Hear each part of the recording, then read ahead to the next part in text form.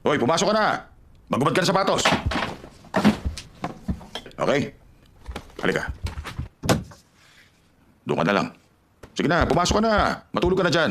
Huwag ka makialam sa mga gamit. Matulog ka na lang, okay? Tama ba talaga itong ginagawa natin? Ang alin?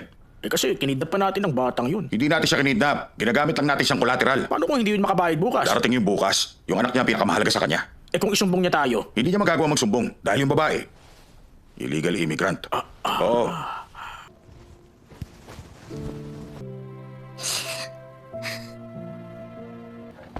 Good morning po, sir.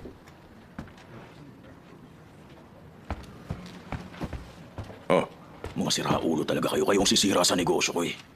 Kumidnap kayo ng bata! Hindi namin siya kinidnap. Ginagamit lang namin siyang collateral. Alam mo naman kung ano yung collateral, hindi ba? Kung ganun, nasaan yung pera? Hinihintay pa namin.